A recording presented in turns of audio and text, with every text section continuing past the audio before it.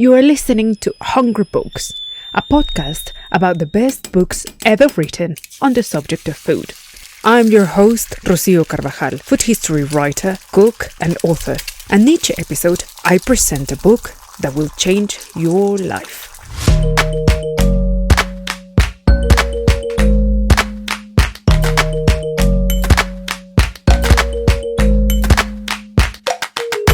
Hungry Books. Today, I'll be dissecting a book that explores the ways in which we have historically transformed our food and how this process has also transformed us. For thousands of years, we have gone way beyond the biological need to sustain our bodies. We created rituals, rules, and even philosophies around food by linking many aspects of our lives to our dependence to food. You see, sourcing ingredients and preparing them together gave us the perfect opportunity to socialize, plan, bond, share, and shape our bodies, brains, behavior, and technology. Cooking, as many historians and anthropologists say, made us human. So today's episode is about a book that offers a deep exploration into our social and cultural evolution around, of course, food, and how increasingly detached and unfamiliar we have become with even the most basic ways of feeding ourselves. The book is called Cooked: A Natural History of Transformation, and was written by the acclaimed journalist, speaker, and researcher Michael Pollan, whose insatiable curiosity started in the most innocuous of places, the kitchen. And from there, he's been following the evolution of cooking and the food production chain, unveiling some of the most complex truths about why we eat the way we do and the implications that brings to our lives. On this episode's description, you will find the links to get this book, and I even added a couple of Michael Pollan's talks that you can watch for free. And now, on with the show.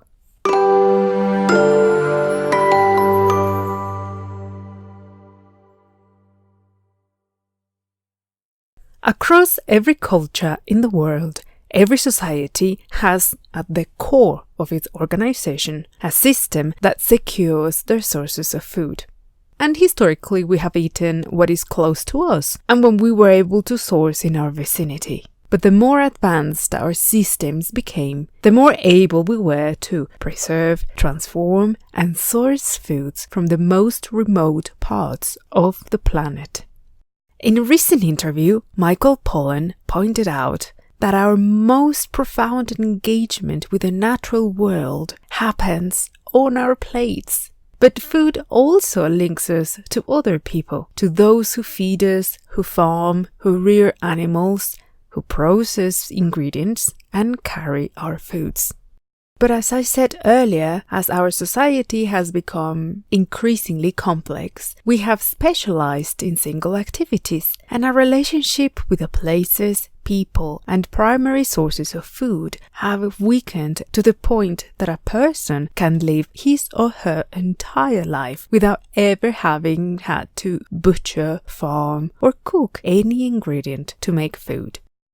Because this book comes from a place of concern and curiosity, and more importantly, not from an academic desk, but from the inquisitive scrapbook of a journalist, it leads us through a series of questions that get to the root of why our food has become increasingly poorer and our nutrition has dramatically declined.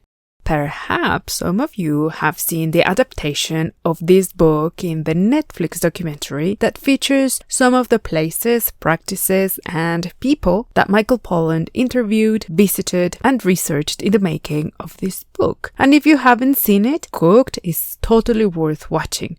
But if you do so, I really suggest you still read the book. Because like with any printed work, you can take the time to pause and think, and of course, the narrative is richer and I guess even more poignant.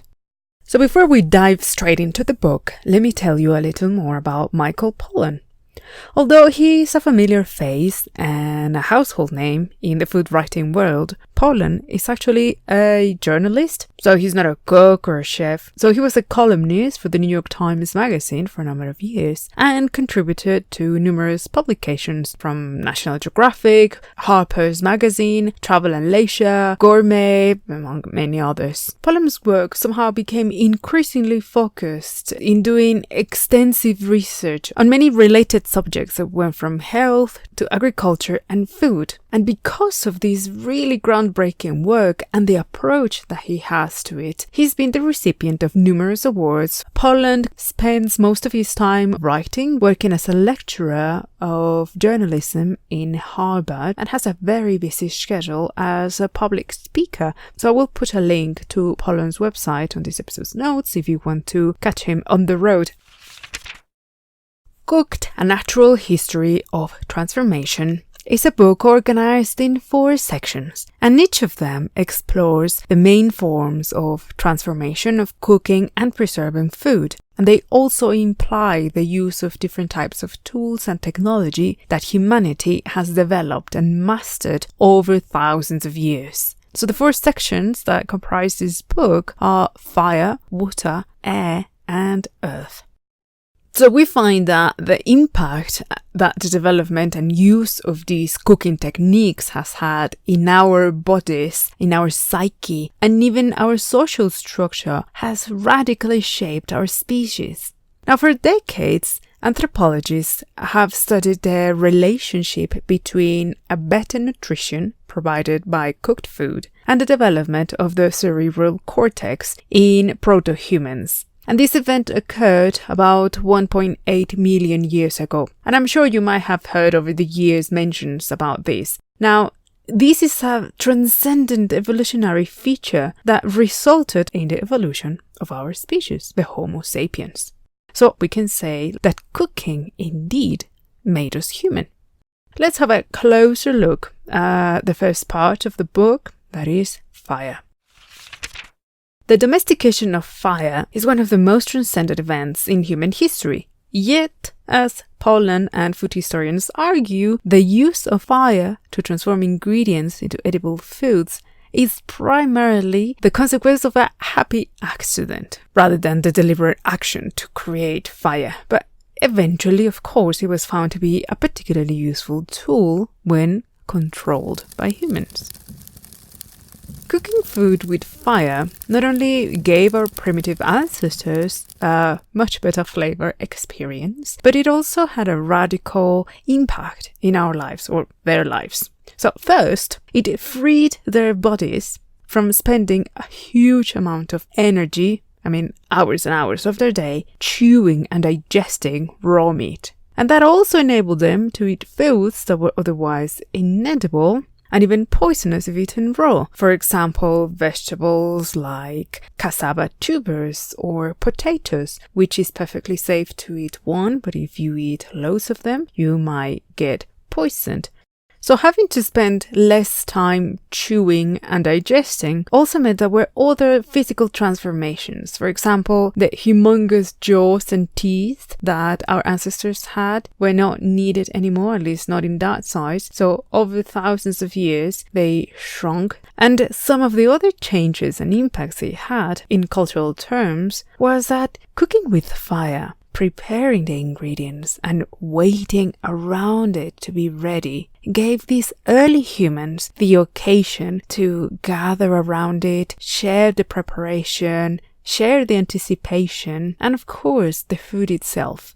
So this triggered the development of very key social abilities that came up as a result of all these dynamics. So one was the need to cooperate and the other to share. Now, why are these two so important? Cooperate means that they had to exercise some self-restraint and also to develop feelings of generosity, sharing a bigger portion with someone else they loved, or feeding first the children or the elderly, and so on. And cooperating meant that they had to develop strategies, tolerate each other, and learn to work as teams. all of these things became deeply imprinted in our DNA is also linked to another aspect of our species, one that we have chosen to be as far away as possible, and that is hunting and killing for survival. Because much as we would like to think of ourselves as sophisticated creatures elevated high above in the food chain, it actually makes no difference whether we personally kill a cow, a chicken, or a fish. A sanitized vacuum package is still evidence that someone else did it for us. There is a particularly poignant question that Pollan throws to the reader, and this one is about why we have become so mesmerized by watching other people cook, and the abundance of TV shows that cater for this particular interest. From cooking competitions to travel and cooking, seasonal food, and types of cuisine, you name it. Pollan even teases the reader by remarking how odd it is that we only obsess about watching other people cook and not by watching people make shoes, eat food, build houses, or tidy up. Well, at this point, I know you are thinking exactly what I'm thinking, because all of those activities are among the many things we actually do obsess about these days. So probably the joke is on everyone. Let's see. The first edition of this book was published in 2013. And that was way before the days of apartment therapy, Marie Kondo, and tutorials for everything. So in hindsight, I guess the fact that we became mesmerized with watching people cook, I think it says more about the way we are ingrained to learn and interact with other people, and the pleasure and other comforting feelings that we get from it. So I think that the fact that we don't even harbor any intention to actually cook any of the foods we are watching is ultimately irrelevant, because it's about projecting our desire to observe other humans, create and transform the world around us with the same joy that we do in the early years of our infancy. And there's of course an arguably deeper emotional connection to food and watching someone cook for the purpose to feed us. But in defense of the observer, I would say that watching cooking shows is not necessarily just a passive exercise. It can expand our knowledge, inspire us, and maybe it does fill a void in our lives. So I could go on and on. Of course, you will have to read the book to continue with your own lines of thoughts and contrast it with your own life at this moment. The second section of the book is dedicated to water. Now, it might sound simple enough, but actually the use of water for cooking required, first of all, the mastering of fire. Then, the development of tools and utensils to contain this water and use it to boil, steam, poach and score, which occurred about 10,000 years ago. It is roughly around the time that the development of agriculture occurred. Now, through history and civilizations, we find something really fascinating, that time and time again, there are patterns that are repeated regardless of the cultural influence of one society to another. And even if we are separated by space, these things took place almost simultaneously. So one of these events was the so-called agricultural revolution of the Neolithic period that created this simultaneous frenzy around the world for the domestication of cereals and other foods that gave way to abandon a nomadic life and become sedentary. And just as a historical footnote, let me tell you that the founder crops of the agricultural revolution were rice, millet, sorghum, corn, wheat, barley, and pulses in general. So now let's have a closer look, because there's something really interesting here. Linked to the passage from a nomadic to a sedentary life and a new social organization, we find that throughout the ancient world, from Mesopotamia to ancient Greece, a new social character came to exist that was intimately connected with the practical and the spiritual aspects of food. So this figure was a sort of a priest or a spiritual leader who also happened to be a butcher and a cook.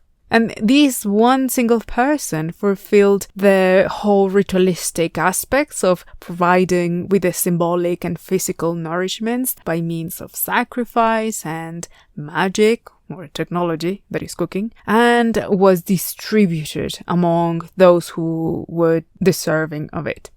Now, I really find this very curious because it does touch on that symbolic presence of sacred foods that are at the center of rituals of communion across systems of beliefs. Pollan closes this chapter by arguing that it is precisely at this point of the mastering of fire and the use of water that cuisines began evolving.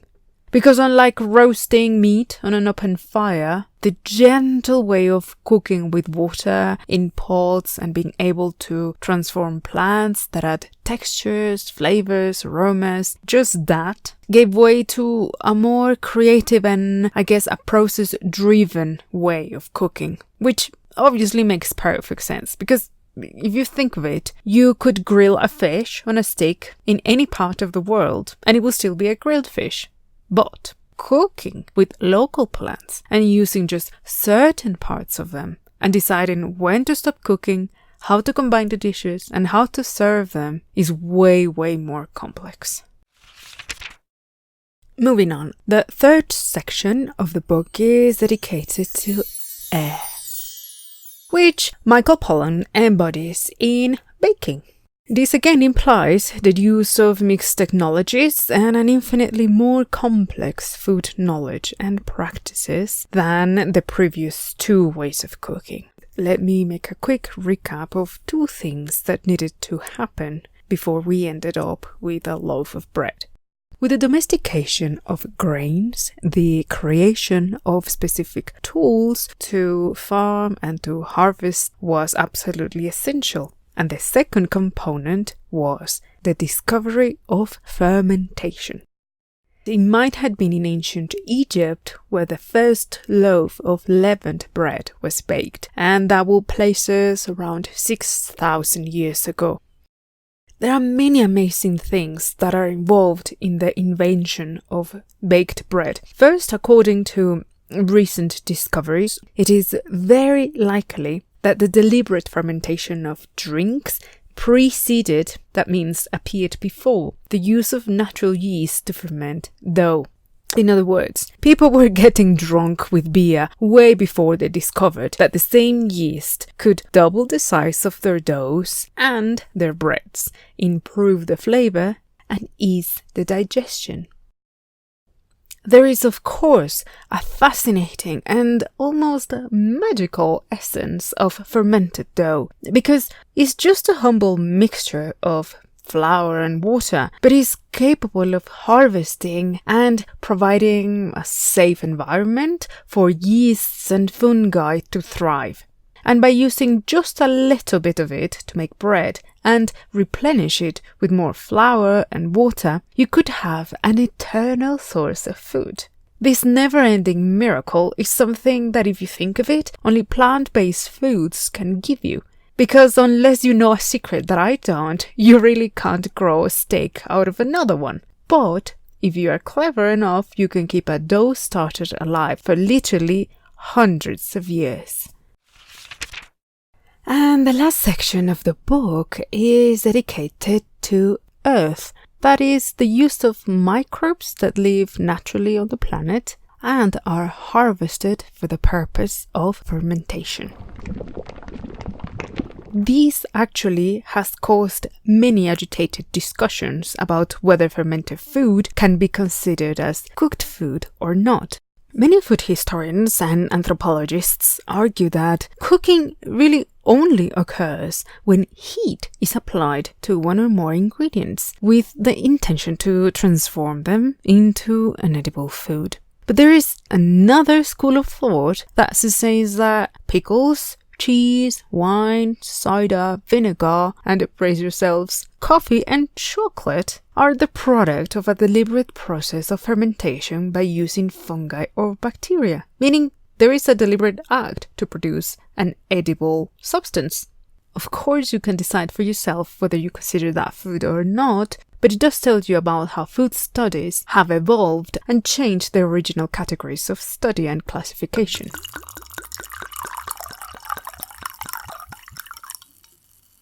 Well, many of us will feel totally unequipped to produce such foods out of fermentation and even be squeamish at the thought of eating controlled rotting foods and drinks like cured meats, alcoholic drinks, treats like chocolate, and even honey.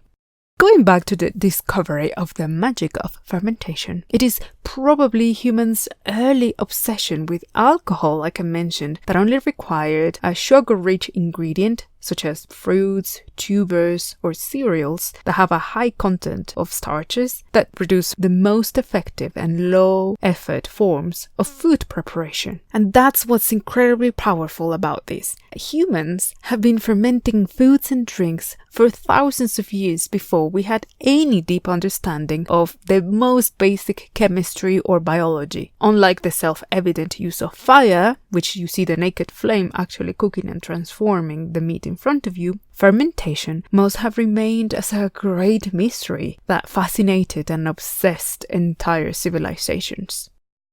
So here I would like to make another pause, because the book also dwells on the mystical attributions that mankind has given to intoxicants, and many of them are produced by fermentation, because we find time and time again throughout history that the use of alcoholic beverages is invariably attached to a ritualistic consumption of them that normally occurs as a part of a communal activity that either enables or aids a richer spiritual and religious experience.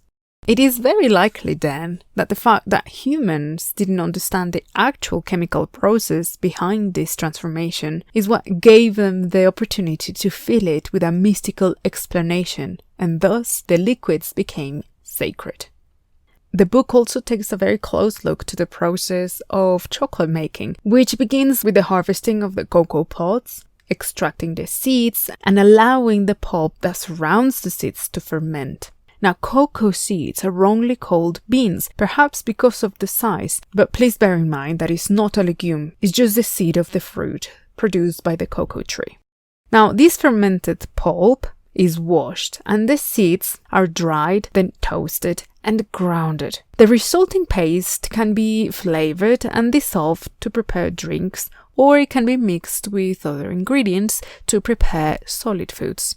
And this again pushes the reader to think about the ritualistic aspect that for centuries cocoa had among the Mayan, Olmec and Aztec elites, and other pre-Columbian tribes for the matter. Because while today chocolate is among the most ubiquitous types of sweets in Western cultures, I think we still attach a lot of these symbolisms of pleasure, indulgence, and even sensuality, guilt, and sin. So it does beg the question then, how much of our cultural behavior is really shaped by the technology we use to make food?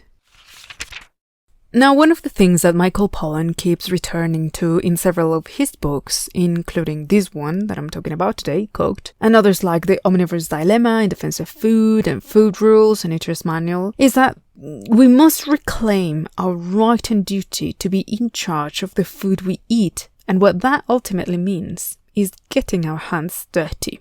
At the core of this book, and all throughout the chapters, there's this nagging issue of the need to re-evaluate the terms of our relationship with our food system. And how did we reach the point when we have almost entirely entrusted our health and nutrition to corporations? Now, before we turn into Marxist Orwellian trolls, let me point out that this is a complex matter that has been shaped by economic models, social dynamics, gender roles, education, income, food safety, and politics. So before you start shaming yourself for your poor food choices and that pack of crisps hidden under your desk, please consider that this is ultimately a cultural and sociological problem, way bigger than you. But yes, you are still part of it. So, we might not have started the fire, but we have done a lot to perpetuate Western cultural aspirations, which the radical in me says that it is designed to benefit the production and corporate system rather than being centered around the well-being of people to whom it is supposed to serve. But let me play the devil's advocate again here and say that it is, of course, only natural that if we aspire to get an education, pursue a career, have personal goals, and dedicate time to our individual and professional development, something will have to be sacrificed in the process, sooner or later. I get that. Now, it is a commonplace for us, like we don't have the time or the skills to build our own houses, so we outsource the labor and we pay the cost with a monetary transaction. Same with the use of transport that comes at a cost but saves us the time and effort. And sourcing convenient foods that are ready made or partially processed is the ultimate time saver that enables us to do whatever we want with that free time. Sourcing food that others have prepared for us is really not the problem. The problem is that it is not a person, but a corporation that operates under very different objectives, in which providing us with the best nutrition possible is very likely not one of them. In Pollan's words, when we let corporations cook for us, we lose control. There is an enormous leap of faith to think that they are going to have integrity in doing so. But not all is desolation and gloom. Through this book, and indeed the breadth of his work, Michael Pollan does call us to realize and understand that most of the health problems we experience today are closely related to the foods we consume and our habits attached to it. But we also have the power to make decisions to change that. Now let's make a recap of a few things while I give you my top 5 reasons why you should read this book. Number 1. This work is a true rarity in which it takes you on a deep philosophical and existential soul searching from the non-threatening comfort of your kitchen. It is an invitation to understand the value of being mindful and have intention and use information and creativity to cook for ourselves and others and reclaim the powerful bonds that sharing food gives us. Number 2. Very, very easily, Michael Pollan will convince you that it is worth getting your hands dirty, experimenting with these staple cooking methods presented in the book. And more importantly, you won't have to justify making a barbecue every weekend if you state the obvious that only through fire, meats and vegetables can release up to 30,000 chemical components that are as delicious as they are nutritious.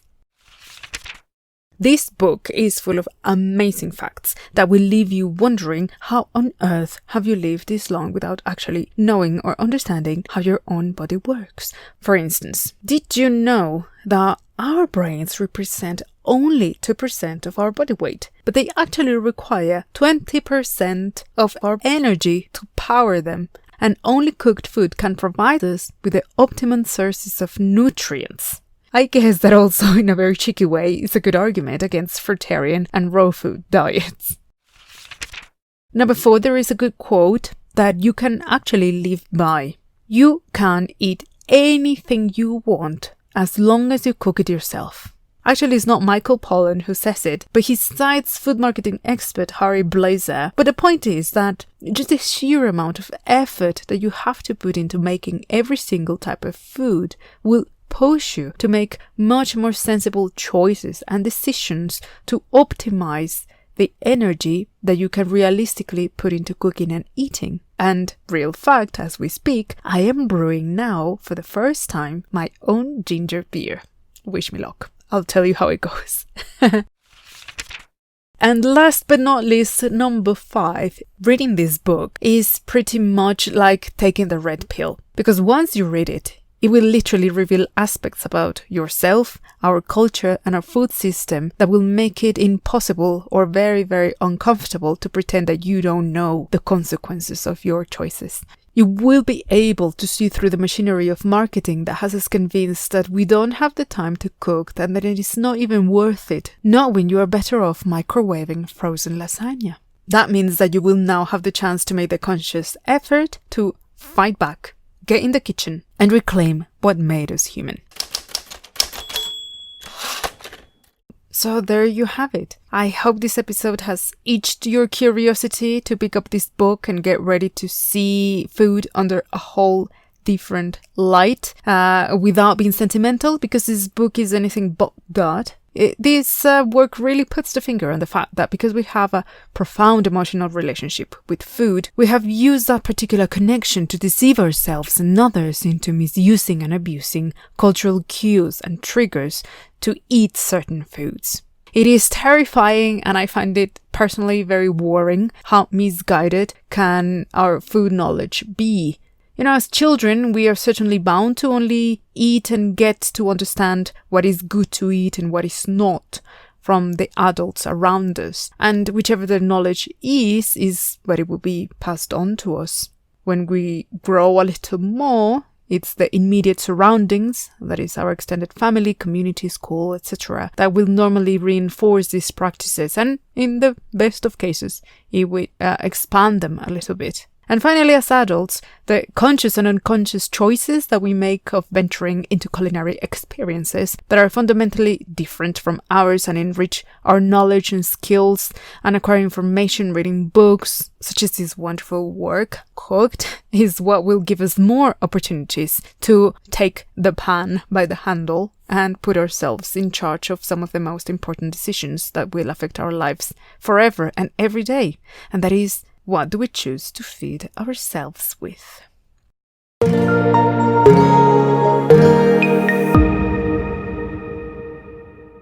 Thank you for listening to this episode of Hungry Books, which was written and produced by me, Rocio Carvajal. To find the link to purchase a Kindle or a physical copy of Cooked, A Natural History of Transformation by Michael Pollan, scroll down to this episode's notes, and I have something fun to tell you. I have just added a new feature for the show, and you can now click and record a voice message from your phone, and you can let me know where are you tuning in from, share any suggestions for future episodes, or just say hi. The link is on this episode's description. And if you enjoyed this podcast, please make sure to subscribe, rate, and share it with someone special. Connect with me on Instagram. Find the show as @HungryBooksPodcast. And my other account is rocio.carvajalc. And my email is hello@pasachipotle.com. To support the show and keep the episodes coming, you can make a donation via buymeacoffee.com. The link is on this episode's notes. And that's it for me today. Stay hungry.